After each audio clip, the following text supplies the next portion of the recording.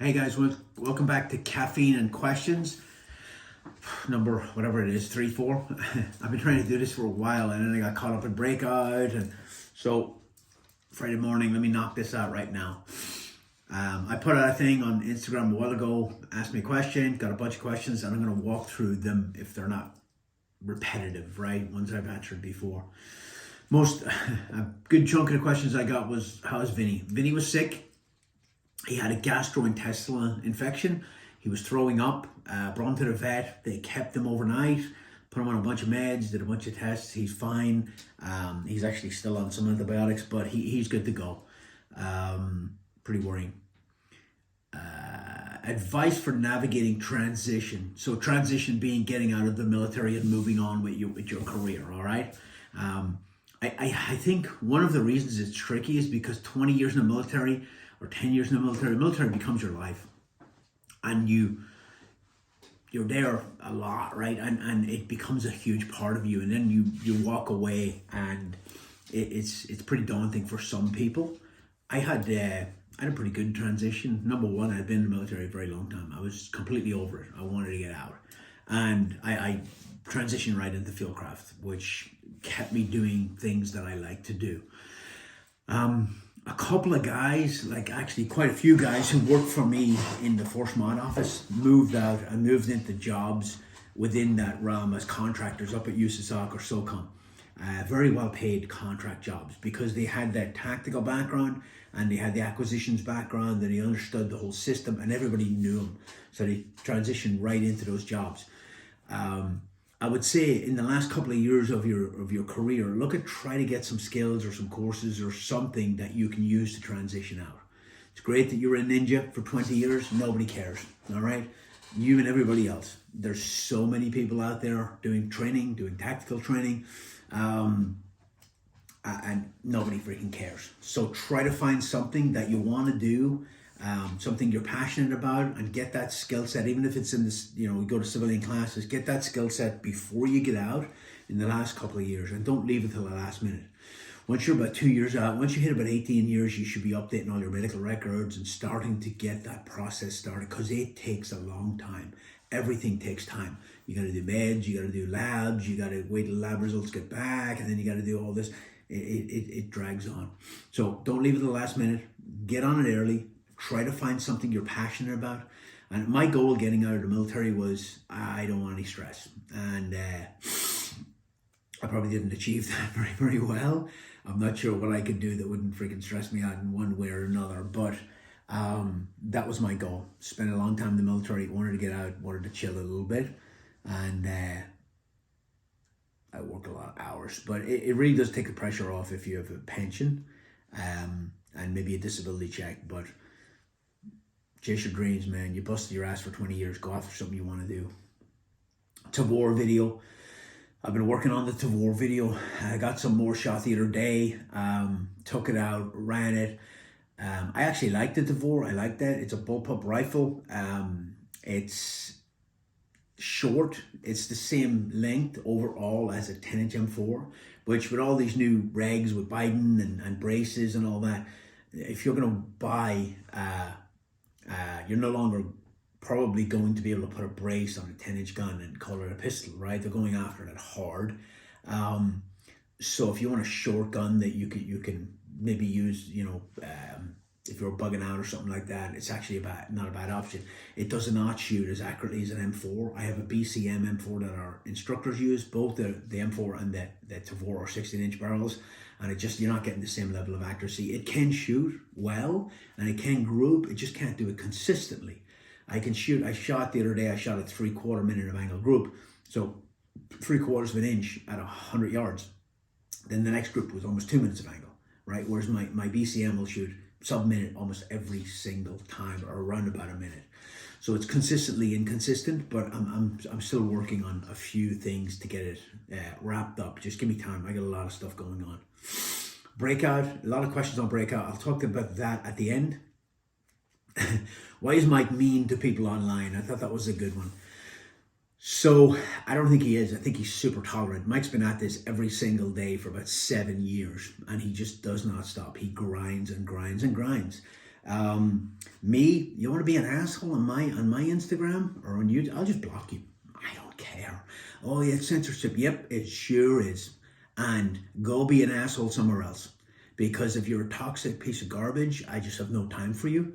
You want to ask me a genuine question, you want to disagree with me, that's fine. But if you just want to be an ass, go do it somewhere else.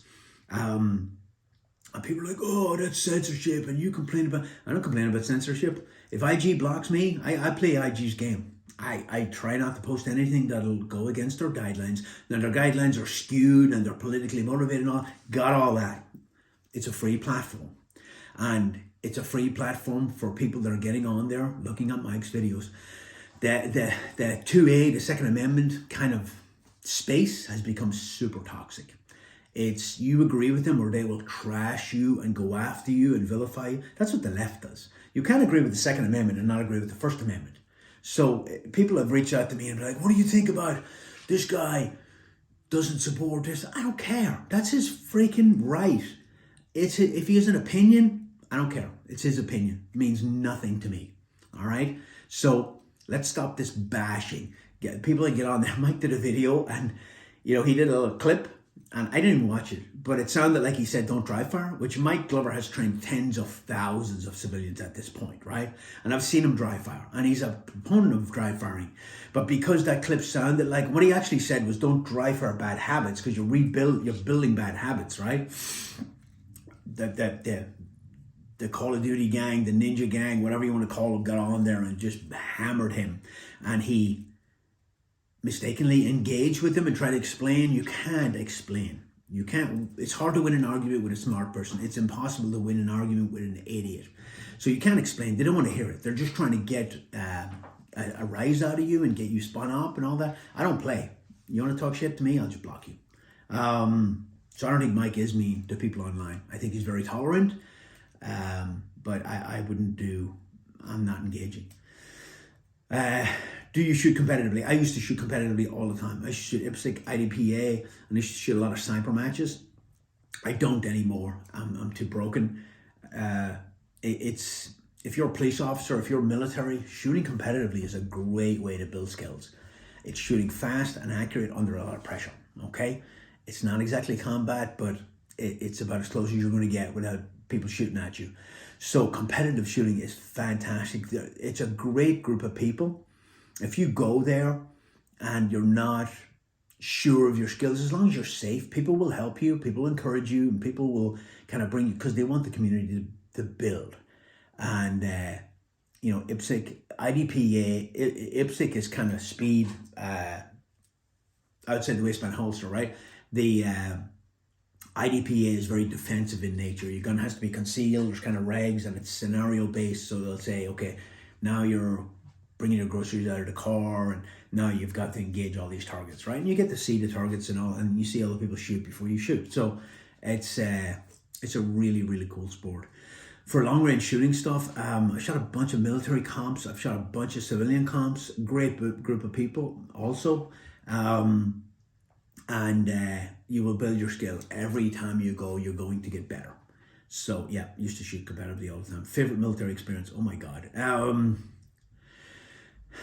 In training, so I have a book of certificates from all the schools I've done, like most guys have. They call it my I Love Me book, and I probably have 50 or 60 schools. I don't know how many, but sniper school I went to in Special Forces in 07, and Sofartec, which is the CQB hostage rescue breaching school. Both of them are 9 weeks long each.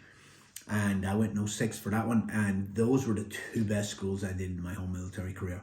I went to free fall and free fall jump master and a bunch of other things. I just did them because they were my job, but those two schools were phenomenal. Both 9 weeks long, and they were the best experience. For actual combat, in 2007, Mike and I worked we worked for a JSOC task force, going after high value targets, first Shia targets and then Sunni targets, and we had every asset we could need. Boats, believe it or not, I did boat missions in Baghdad, boats, helicopters, tanks, Apaches, like anything we needed. So that was the high point of my whole career for combat. do you know anyone in group that had Lasix? Everybody in group has had Lasix, right? Not everybody, but when you finish the Q course, at least this is what it used to be, and I'm sure it's the same. When you finish the Q course, if you need Lasix, they will give it to you. So it's not a disqualifying thing. Don't self-disqualify on anything. You just don't know. Almost everything is waiverable. Funny story. What was I looking at? I was looking at the camera here the other day when Julian was setting up this whole thing, and he was like, "Hey," I said, "Is it recording?" And he was like, "Yeah, you see there REC in red." And I said, "I don't see red very well. I've red and green deficiencies and color blindness." And he was like, "And you were a sniper?" I was like, "Dude, I did my physical for SF, and I went through the whole thing, and I failed the eye test because of my color blindness. And I took the paperwork back to my PA, my physician's assistant. I was in Germany at the time, and he was a former 18 Delta, and he looked at it and he was like, "Bullshit, I'm not stopping a good guy go to SF because of that." And he just changed it. That's how the world works. Don't self-select, okay? So I assume that Lasix question was because somebody wants to go to SF and they're afraid it's disqualifying. It's not. They will give you Lasix at the end of the Q course. Advice for active duty: staying in and staying determined and disciplined during peacetime. That's a great question. If you came in during war and now you're in peacetime army, it's tough. I came in during peacetime. I came in '96. Clinton had gutted the military completely, and the army was kind of lost. I remember spending a whole week putting numbers on the backs of vehicles in Fort Hood, Texas, and lining up the barrels and sweeping the motor pool. That was like the biggest thing you could do. But there was ways that you could, in that peacetime arena, you could elevate yourself, right? Get to schools. We did correspondence courses at the time, go to boards and be a PT stud, right? Now, if you're in and you're a leader, get schools. It's going to come back around. The world is a much more dangerous place today than it was 20 years ago. Way more dangerous. And America's reputation in the world has been damaged, and dictators around the world have been emboldened. Now, whether we get involved or not, I don't think we should be getting involved in everything. We're not the world's police. However, we're going to get forced into it at some point. So if you're a leader, train your soldiers, and you are training for war at all times. You're in the American Army. You're training for war, and it will come back around. Just stay motivated. And if you've got 15 in, just write it out for 5 more. Get all your medical stuff done, and transition into your next life. Is 308 the same as 762? Yes. There are subtle differences in case dimensions, but it's pretty much the same thing. Classes in Arizona, we have classes in Arizona all the time. Medical classes, personal security classes. We've done land nails there. Just check the website, man. We it comes around a lot.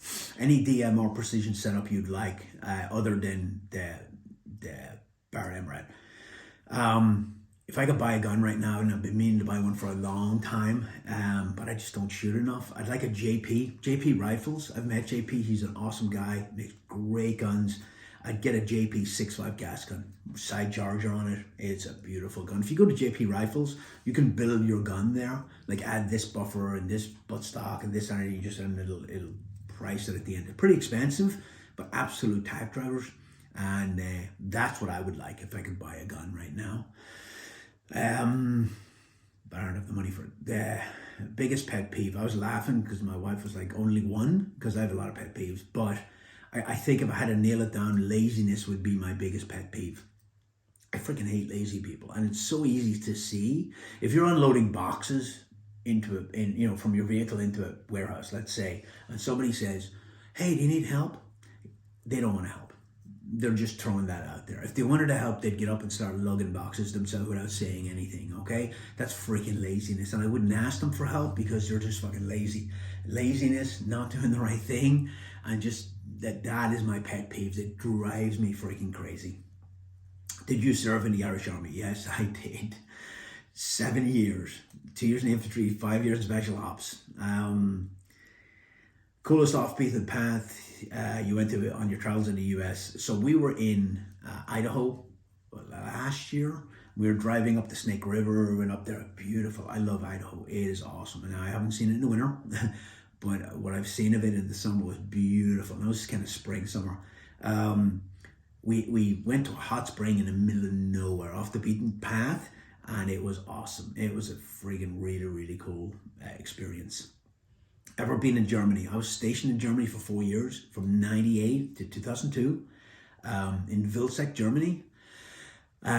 Loved it. Again, my wife's from Sweden, so she could drive home, her family could drive down. We went all over Europe. We went to Italy every year. We drove down to Garmisch, down into Vicenza by Venice, and then down to Pisa and Rome and all that. Love history. It was a great experience. It really was. Germany's beautiful. But so that's, and I'd love to go back. I'd love to. I actually did a course in Ireland when I was a sniper instructor in the US. I got to go back to Ireland and attend a international counter-terrorist sniper course at my old unit in Ireland, and there was a guy there from Germany, from GSG9, great guy, very, very professional, as you would expect, but I'd love to go back to Germany.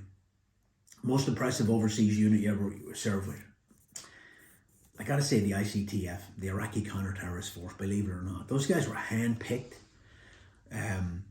selected, moved to Jordan, trained for months, and then moved back and just did target. And we would rotate in, mostly 5th group and 3rd group, and we would work with them. And they were kicking ass. And they were the only unit who stood and stopped ISIS in their tracks when they invaded Iraq, and died in big numbers. Those guys were pipe hitters. They were really, really good. So that's who I would say. Go to 0 for 5.56. Check out one of my previous videos about zeroing a carbine. 50 alternate 0 for 200 is generally what I do, and I just did that with the Tavor the other day, and it worked great. Favorite hunting rifle? Look, I don't hunt. I've shot pigs. I've shot prairie dogs. Not really hunting with sniper rifles. I grew up hunting rabbits, pigeons, pheasants with a shotgun, but in the States, as far as hunting with a bow or hunting deer, I don't do it. I don't have time, so I've never done it, and I will never, ever, ever tell you something that I did that I didn't do. So I'm just, my brutal honesty has bit me in the ass a bunch of times, but I won't do it any other way. Not a hunter. Wish I was.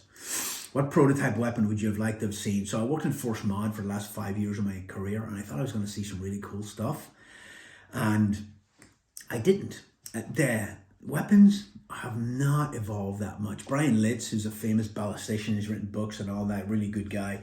He said that lead was put on this earth to make bullets. It's perfect for it, right? So you think about it, bullets are still lead and gunpowder and brass like they were 100 years ago. It hasn't evolved. I thought I was going to see all kinds of laser guns and all kinds of stuff. Doesn't exist. Physics is getting in the way. So I would have loved to have seen something very, very revolutionary, evolutionary, but I really didn't. It was small incremental improvements in cartridges and bullets and ballistics and barrels and all that.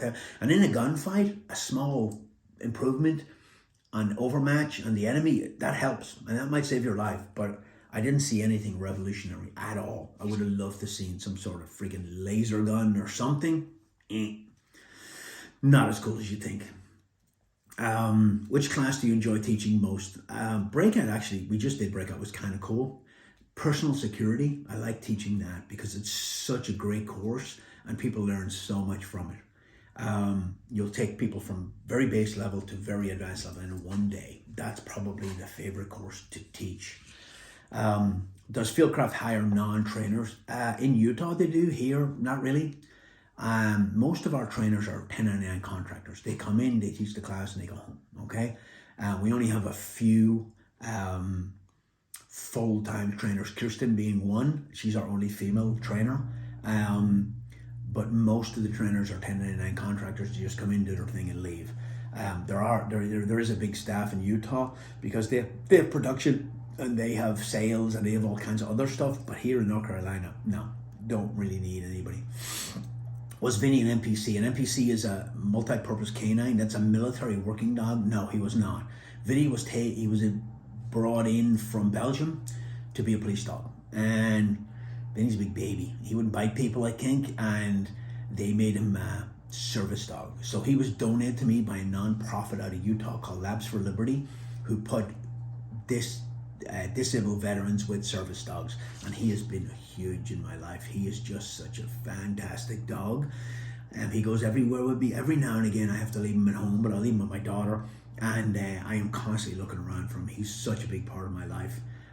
He's phenomenal. But he was never a military dog.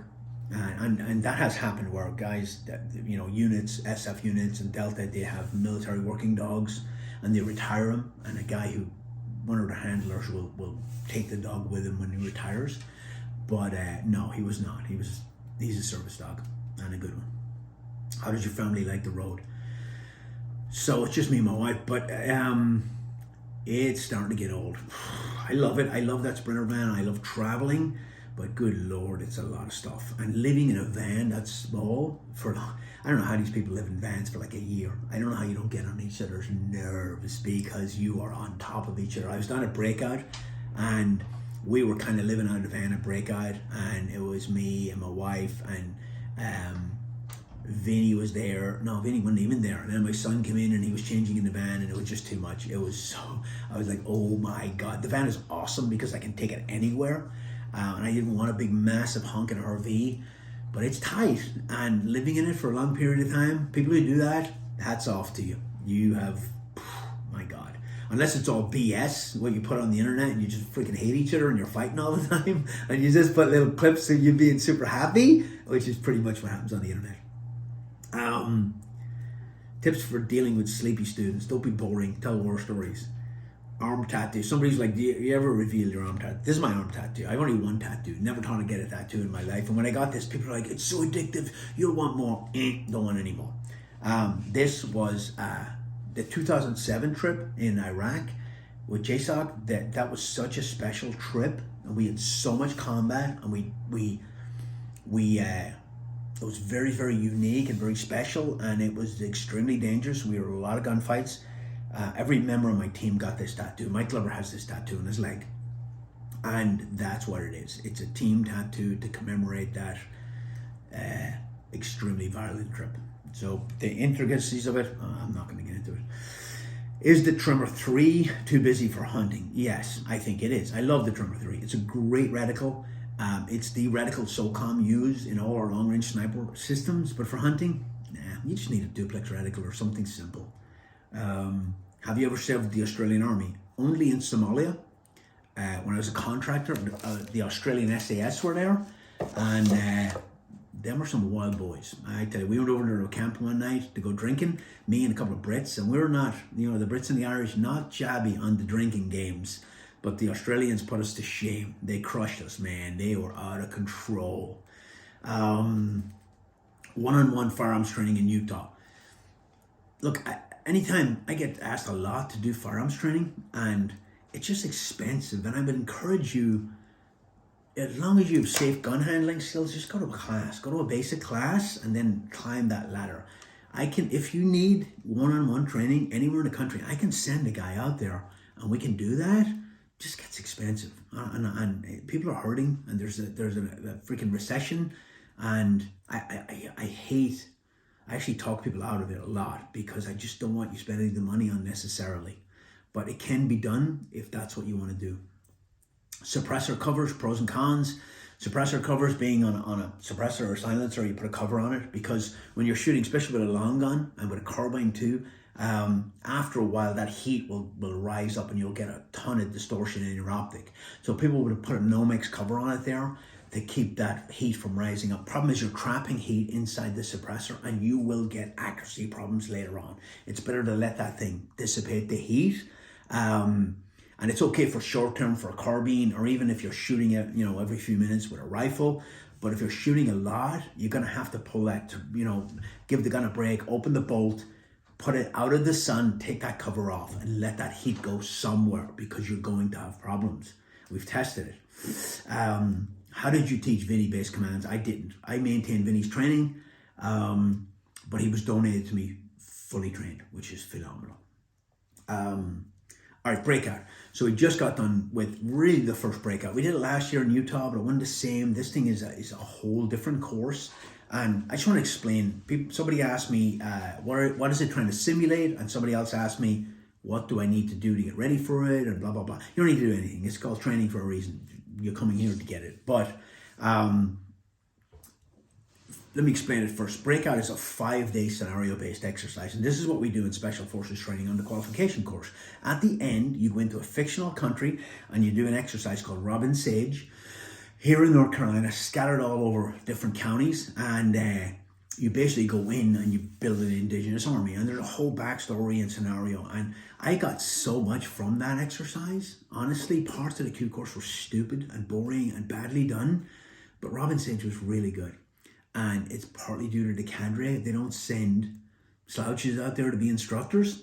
But it was so well done. And it gave me, I was like the team sergeant of the team that went in, and my team, and it gave me the ability to make decisions and not have cadre breathing down my neck all the time. And I've got some awesome stories from Robin Sage, and then you make decisions, then you live with the consequences, and then you flex and flex and flex.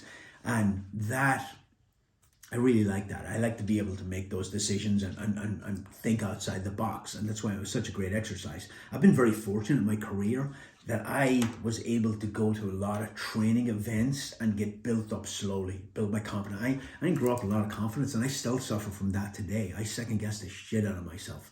I was just saying the other day, when I started, near the end of my career, and I started looking at Fieldcraft, because I had no social media. Somebody told me Mike Glover's on YouTube or Instagram, whatever it was.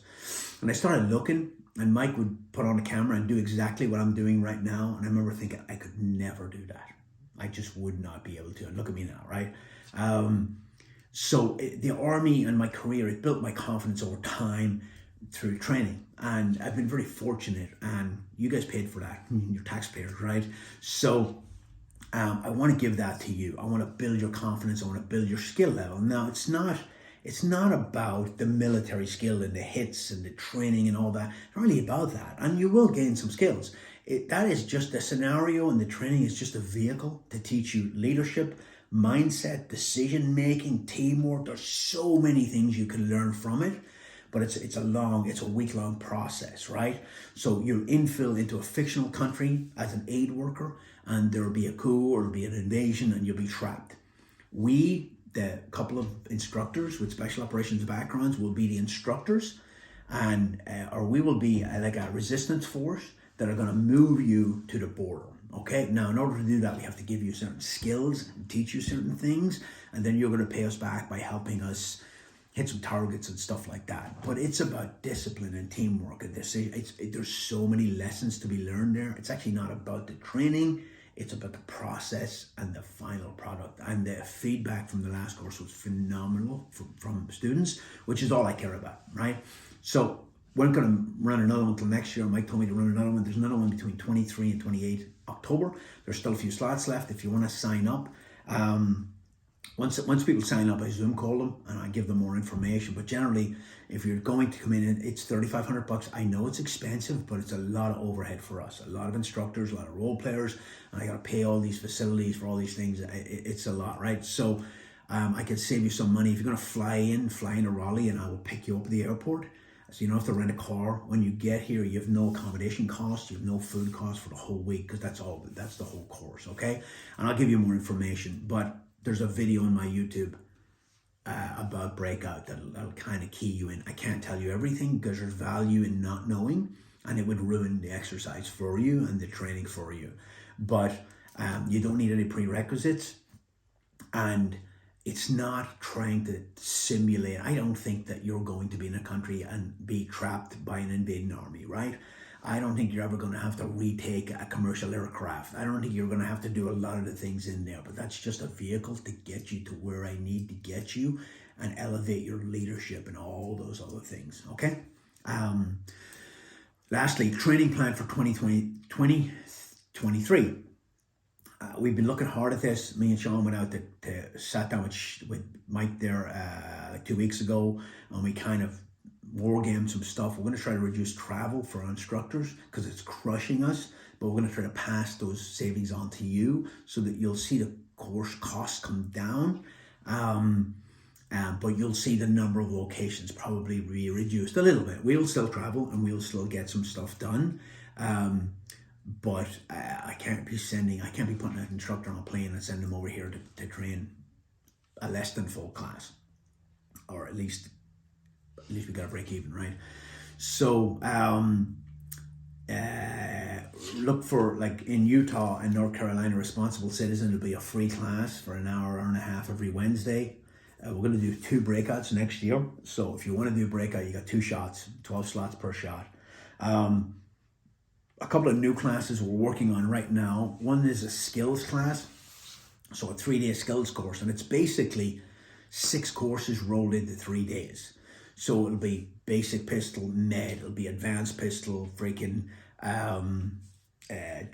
defensive driving, it'll be advanced carbine. It'll be like 6 courses rolled in over a Friday, Saturday, and Sunday. It's for the people who, they don't want to piecemeal it, right? Their time is limited and they don't want to go, okay, I'm going to travel here and do one, and then in 3 months I'm going to travel here and do another. And it's not, it's for people who want to just come in and knock a bunch of courses out, and it would cost about the same or probably a little less in bulk, right? We haven't written that yet. I'm working on it. That's one. Bug out planning is another class that I'm working on. That's probably a 1-day, maybe a 2-day class, and it's about that plan to evacuate. I hate the term bug out, but in search engine optimization apparently it's great, right? But it's so tied to this is not Red Dawn and this is not zombie apocalypse. This is evacuating from your home if you have to. And sometimes you have to. If there's a huge flood, Hurricane Katrina, if there's a nuclear freaking breach, 3 Mile Island, you have to leave, right?